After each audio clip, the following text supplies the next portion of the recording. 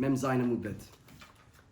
Good morning, Masechet Pesachim Mem Zayin Amoud Bet. We're speaking about a concept in the Mishnah. Very interesting concept. Let me refresh your memory, and bring you into what we said yesterday, and bring you into the Gemara today. We said in our Mishnah that if you have dough on Pesach, you want to make matzah. No problem. You're allowed to do it on Pesach. The problem is, whenever you have dough, you need to give something to the Kohen. This Mishnah was on page Mem Vav, okay, a few days ago. What do you have to give to the Kohen? You have to give challah. Yes? A Kohen, you got to give him challah. Challah is like truma.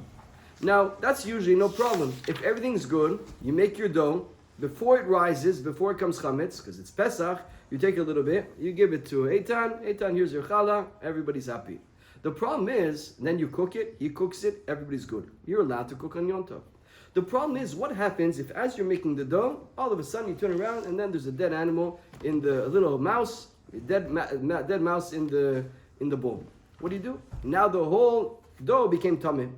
So if it's just regular dough, no problem. You're allowed to eat tameh things. You have no problem. A regular Jew has no problem to eat tameh. And even a Kohen has no problem to eat something tameh. The problem is to eat truma tameh, that's asur. You're not allowed to have truma tameh. So now you have a big problem. Because if you take the dough, what are you going to do? You're going to give it to the Kohen? The Kohen can't cook it.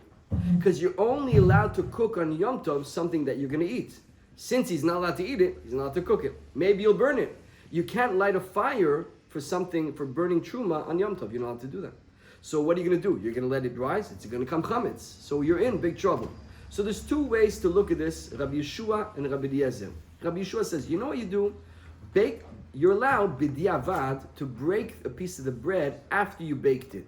You could give it as dough, or you could give it on the whole challah that you made. It's not nice, you want to have a full challah to say bracha, but if you have a full challah and you break a piece and you give it to the Kohen, you're allowed to do that. And what if you're making a lot of small challahs? I have a bun for him, a lot of little mini rolls. What do? So you can either take a small piece from each one, or you can actually put them in a big basket when you take them out of the oven, and you take one challah, and that's the truma for all the challahs if it's one big challah. That's what Rabbi Yeshua says to do. Rabbi Eliezer says no, you don't need to do that because it's not your chametz. When the Torah says lo yira'eh necha chametz, lo yira'eh necha sao, it's if you own it. You know all the time that every year you have crackers and maybe bagels in your freezer. It's written over there with a sticker, sold to the goy. You're allowed to have in your possession, in your house, goyish chametz. So if it's something owned by the Beit HaMikdash as well, seemingly there's no problem as well. So Rabbi Eliezer says it's owned by the Beit HaMikdash. There's no problem. You don't need to do anything. Give it to the Kohen as dough. If it becomes chametz, it's not his problem because he doesn't own it. Hashem owns it. Okay, that was the Mishnah we said. From there, baking fix the tumah? It doesn't fix the tumah. We said if you bake it and then you break it, it's fine. Yes. So then he can't eat it. So now I bake it. It's a big challah. I break a piece. This is your truma. This is your truma. This is your challah. You got to throw in the garbage. You can't eat it. But at least it's not going to become chametz. Okay. Now then we digress into something which is called hu'in. Hu'in means since. Is there a concept of since in the Torah? Since something can happen, it saves you from something else. For example, we said today is Friday. Today is Yom Tov. I'm allowed to cook. Tomorrow Shabbat. I'm allowed to cook today for tomorrow. Machloket. Rabbi says absolutely not. Rav Chizda says yes. You're allowed to cook from today to tomorrow. Just the Rabbanan, we make you do an Eruv Tafshilin. Because Shabbos, according to Rav Chizda, is one block. Shabbos in Yom Tov is one block. But according to Rabba, no. What's the reason I'm allowed to cook today on Yom Tov, even though I'm not going to eat today? Since. That's what it's called. Since I might have a good friend that's going to come to my house, and what an embarrassment if I don't have a good cookie to give him. So I'm allowed to make a cookie and a piece of bread and a pancake and a mouflette and whatever you want, and I'm allowed to give it to him on a regular Yom Tov. That's called hu'in. Since somebody could come, so when I cooked, I didn't cook for nothing. I cooked for the eventual possibility of somebody showing up. That's what we said, machlok in Rav Chizda. What does that have to do with anything I just said to you now? We're going to try to bring this in a few minutes back to the Mishnah. We're going to, because Rav Chizda and Rabba are Amoraim. On the card that I gave you, Shaul, you're going to see the generations. Rabba and Rav Chizda, I think, are a third generation of Amoraim.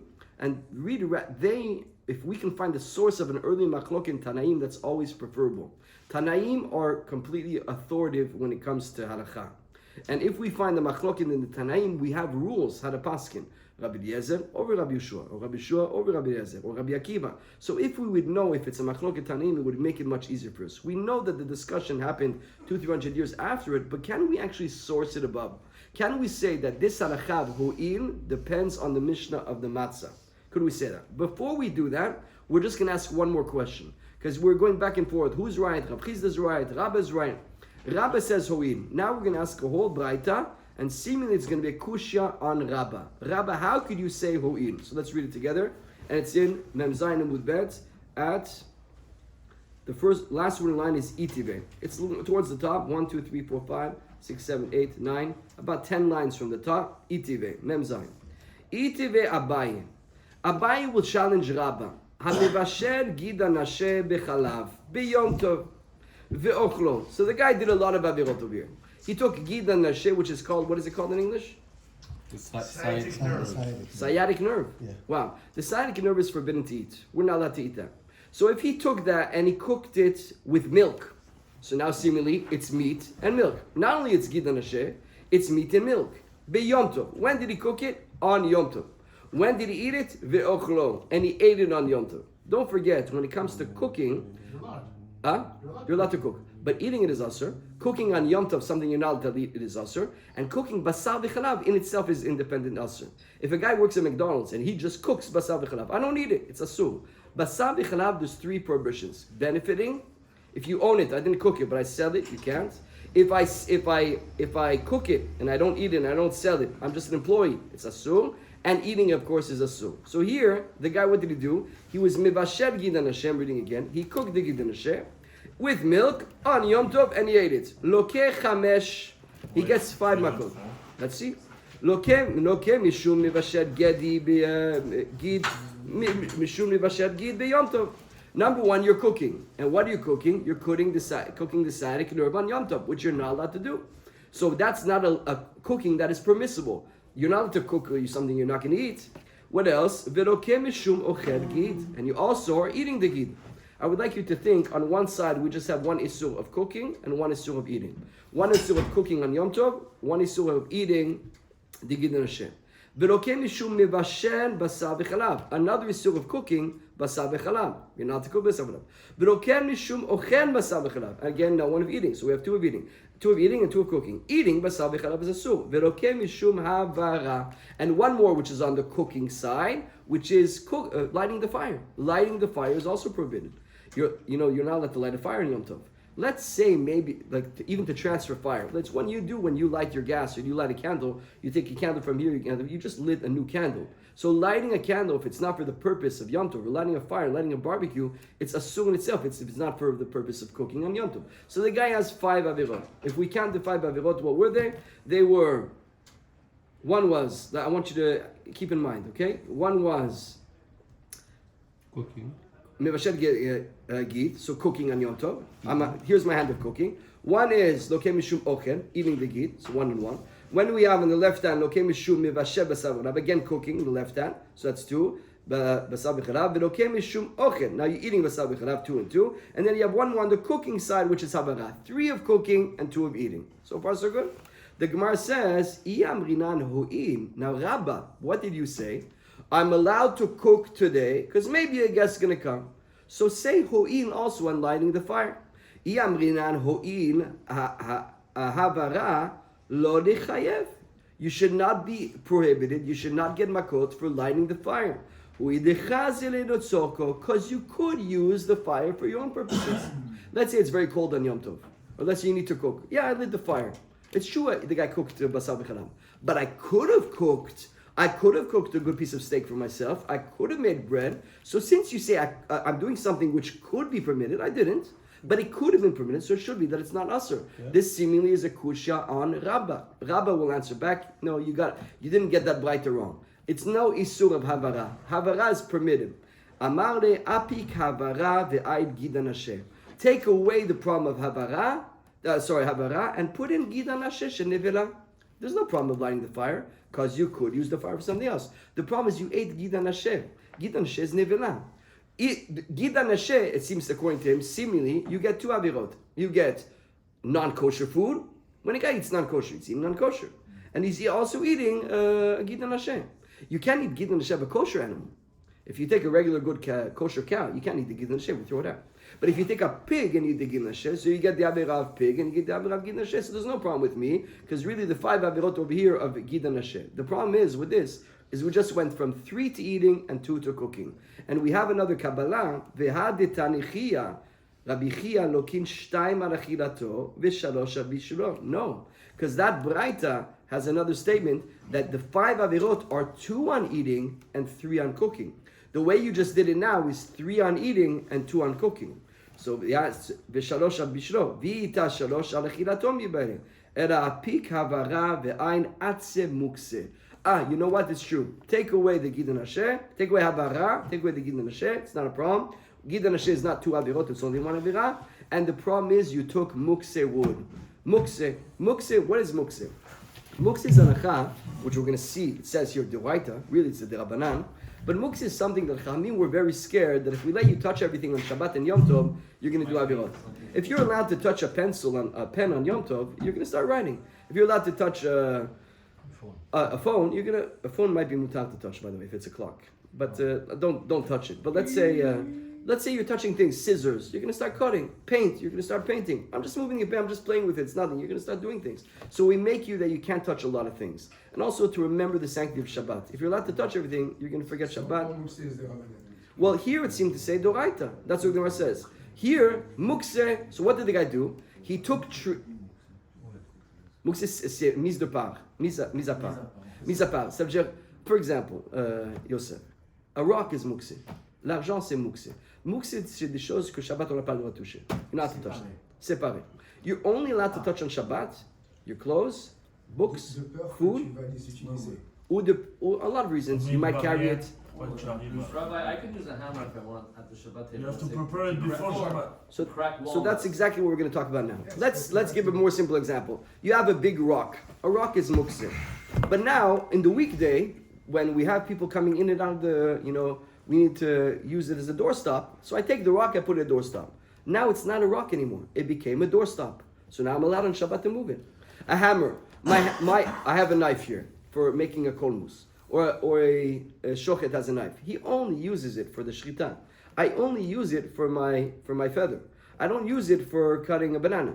But if in the week I say, you know what, I don't care. I'm going to start using this for cutting my chicken, my sandwich, then it's okay. If I have a hammer, which is used sometimes for nuts, sometimes for nails, then I'm allowed to. If it's don't touch this hammer. It's a special hammer only for building, you can't touch it. If in the week I decide that now you can do that. So mukse. Now here what happened is he took firewood, which was mukse. You know, when you're going to cook on Yom Tov, you have to designate the firewood, because wood is asur. But this wood I'm going to use. Even the chickens. The whole Masechet Bitzah is talking about you want to check the chicken and eat a chicken on Yom Tov. No problem, but you can't just take any chicken. You got to designate which chicken you're going to take, because the chicken is mukse. Chicken is off limits. I will take this chicken and I will shecht it tomorrow, and I will slaughter it tomorrow, and I will cook it tomorrow, and I will eat it tomorrow. That's allowed. So here, what did the guy do? He took firewood, which is mukse. So that's what the Gemara says. So basically, Rabbah got out of the water. Rabbah still can say ho'in. There's 5 averot over here, 3 of cooking, 1 is the firewood, and 2 of eating. But the problem is, he said that mukse is doraita, and we know that mukse is not doraita. So we're going to now prove that mukse is not doraita. Is mukse written in the Torah? It's not written in the Torah. The Gemara says, mukse doraita hi? Is mukse a Torah prohibition? Amar li'in. So Rabbah is saying, yes, it's a Torah prohibition. It's from the Torah. Dichtiv vaya biyom hashishi v'chinu et asher yavir. This is speaking about the man. The man would fall in the desert every day. However, on Friday, 2 portions would fall.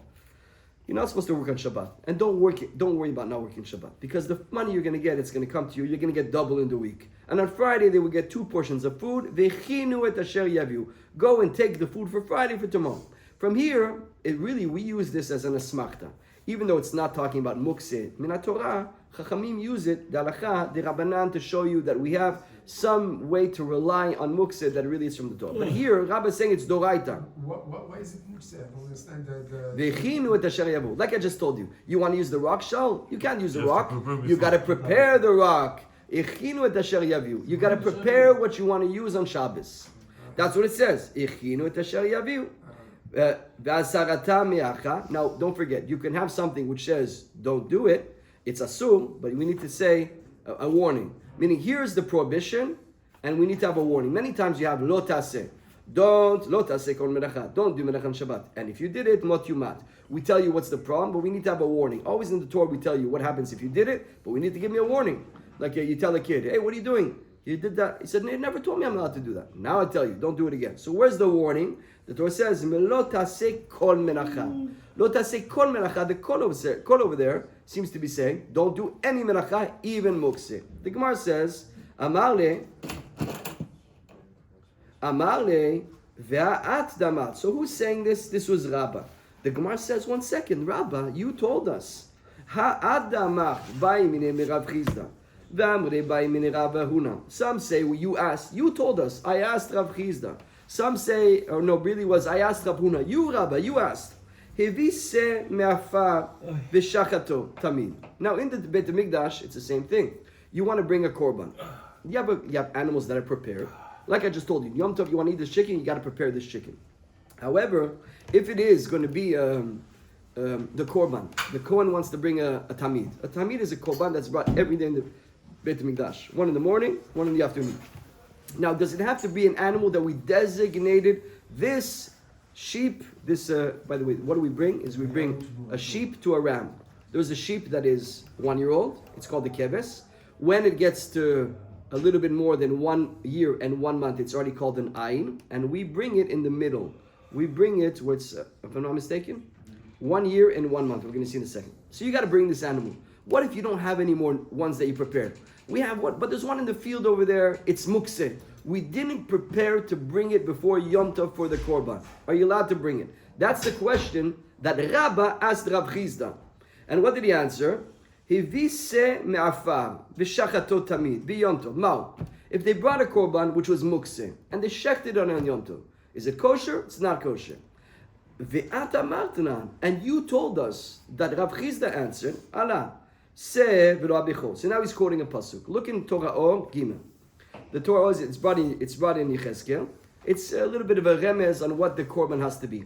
Se'achat, you got to bring one se. So se is a sheep, but it's a sheep at 1 year old. I think, if I'm not mistaken, it's 1 year to 13 months.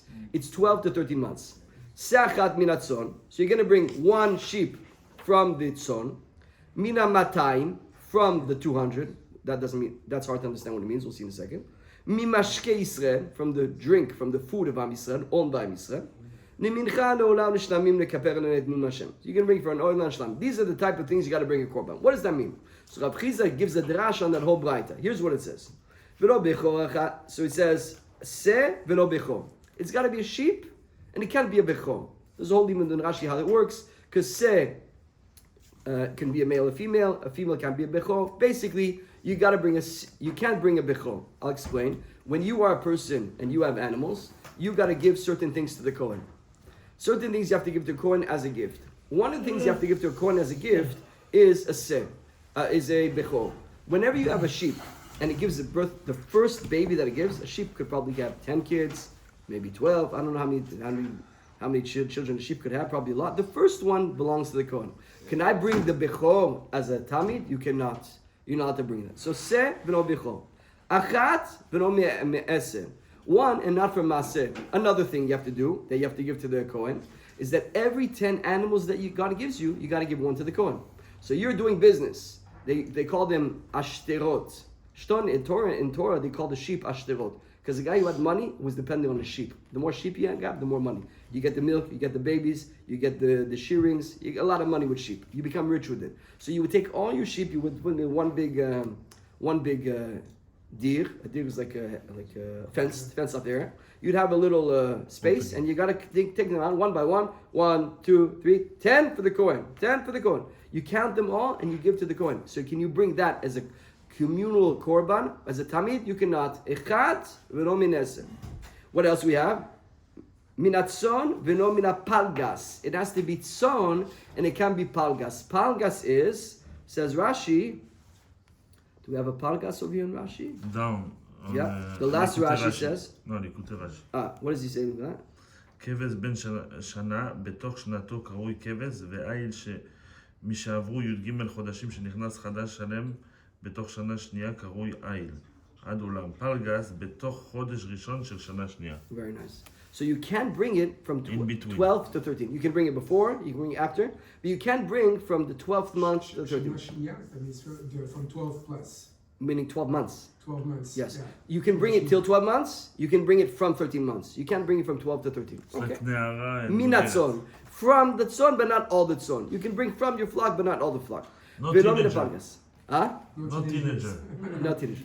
Exactly. Velo mina matayim. You can bring mina matayim. What does it mean matayim? So here Rashi explains matayim doesn't mean anything. It must be we're talking about the nesachim. Whenever you bring a korban, you're also bringing a libation. A libation is wine that you have to pour in the mizbech as well. What if the libation, 1 out of 200? What is 1 attention? Mimotar shte meot shnishtayiru. Bebo mikan neorla shebetela b'matayim.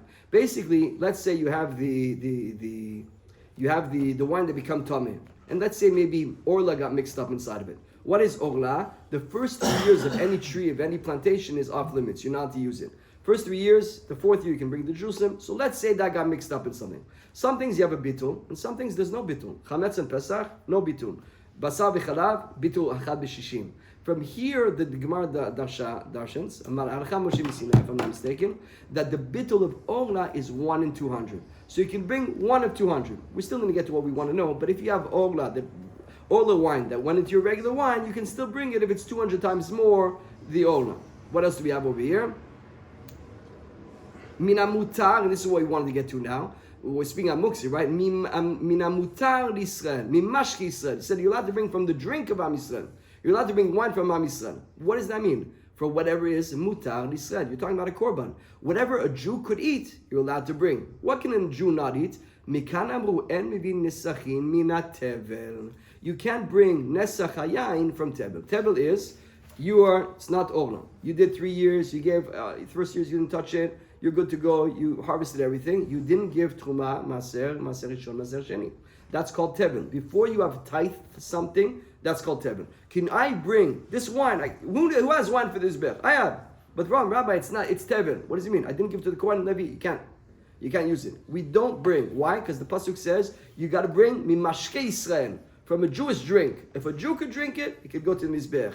You can't drink it because it's tevel. You can't bring it. The Gemara asked a question, which we're bringing back to mukse. So tevel, if one of the portion is supposed to be the truma or Exact. Tevel means you have not given. It's like your paycheck. You didn't give maser. Don't use it. So that becomes tevel. That's tevel. Very nice. So the Gemara says, Yachol lo yavim mina mukse. Don't forget, we all want to know, are you allowed to bring an animal that was a mukse animal for a korban? Which will answer our question of the firewood. Mina mukse, amart ma tevel miyuchad shisu gufo garamno. What is tevel? Tevel is isu bigufo. It in itself is usur. Afkol isu gufo garamno. Yatsa mukse eshen isu gufo garamno. Er isu dvar acher. Why is mukse usur? Is there any inherent prohibition in mukse? Is it Shabbat? It's Shabbat. There's no problem with the wine. It's a mukse wine. It's a mukse sheep. It's a mukse piece of wood. There's nothing really wrong with it. So can you not bring mukse? You can bring mukse. You can't give something which is asur bigufo, but something that's not asur bigufo, there's another prohibition on top of it you can bring. So from here we see, the Gemara says, V'amat isu mukse doraita, mat isu gufo, mat isu dvar acher. So first of all, if mukse was doraita, so then it wouldn't make any difference if it's fasul and guf or not. There's a whole limud harashi in the Achronim how they go understand this. But basically, we're understanding over here, if mukse was in isur doraita, we wouldn't permit it on the Beit Mikdash. And we see clearly over here that this Braita says you're allowed to bring mukse to the Beit Mikdash. Let's just review what we said. We have the concept of Rabbah. Rabbah says hu'im. If I cook today Yom Tov, is it asur? No, because a guest could come. Really? Well, I have a Braita. The Braita says, Gidan Asher, you have 5 averot. And one of them is, when you cooked Gidan Asher on Yom Tov, the fire that you lit is asur. Why, according to you, Rabbah? I could use the fire for something else. Hui, since I could use it, don't have it asur. Rabbah says, you're right. Erase avara, put mukse. Mukse is the doraita. Mukse is the doraita? Rabbah, you told us mukse is not doraita. Don't you remember? The Rav can make a mistake. You told us 5 years ago. What did you tell us? That Rav Chiz, that they asked him a question. We have the sheep. Can we bring the sheep as a korban?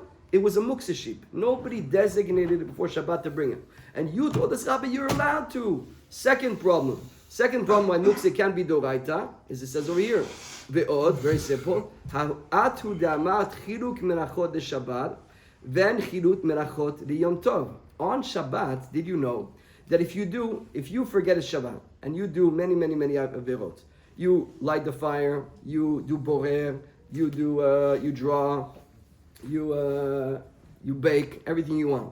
All that is, each one is an individual avera. The guy woke up, the guy had COVID. He went to sleep on Friday, he woke up on Sunday. He woke up 2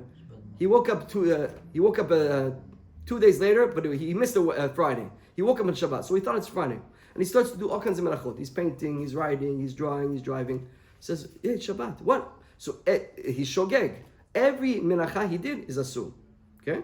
Now on Yom Tov, it's not the same. Yom Tov, it's only one avera, the whole thing. So here, explains Rashi, you told us that cooking, what did you tell us?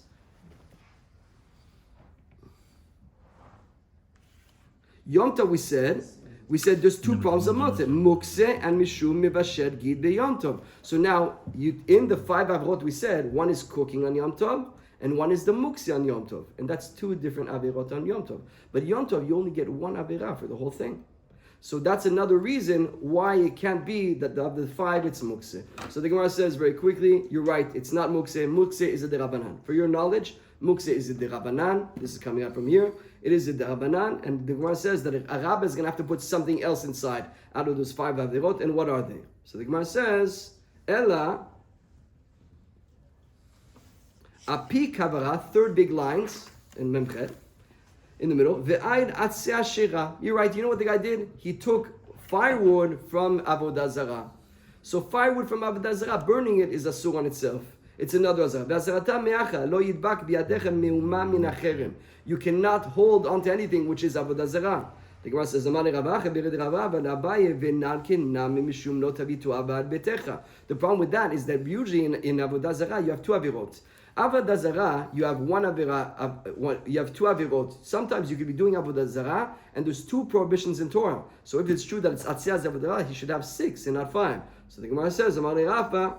So he says, Ella api kavara ve'ain atzeh hegdesh ve'azarda me'acha ve'asherehem tisrefun be'esh lo tasu ken l'shem elokechem. So really, what is Rabbi going to say? The 5 averot from the cooking the gid and asher. The last avera was not mukse. It was using firewood from the Beit HaMikdash, using something in Beit HaMikdash and burning it is called me'ilah. How do we know that? It says you're supposed to destroy avodah zarah. Lo tasum ken Hashem elokechem. You can't destroy something from the Beit HaMikdash. From here we learn that destroying anything from the Beit HaMikdash is an Isur Torah. So basically, we'll just review everything we said. How much time did we do? We're going to stop here. We're going to stop here. I'm just going to review everything. We have, and we're going to do Likut Moran. Whoever wants to stay for 20 minutes. We have what's called Hu'im. Rav Chizda doesn't hold of Hu'im. But Rabbah holds of Hu'im. You're allowed to cook on Yom Tov for Shabbat the next day, and it's not an Asur, because since a person could show up in your house, you're allowed to do it. We asked a question on that. We have a Braita that says that if you cook Gid and Asher with milk and you eat it on Yom Tov, you have 5 averot. And one of the avera was lighting the fire. So lighting the fire seemingly should not be an avera according to Rabbah, because lighting the fire, I could use it for something else. Since you could use it in a permissible way, it should not be asur. Rabbah takes that off. At the beginning, you want to say muktzeh, it's doraita. It's not doraita. Then he wanted to say maybe he used avodah zarah wood. He didn't use avodah zarah. He used wood of the Beit HaMikdash. Using wood of the Beit HaMikdash and burning it is itself an avera. It's called hektish. It's called me'ilah. We'll stop here. Chazak Bo.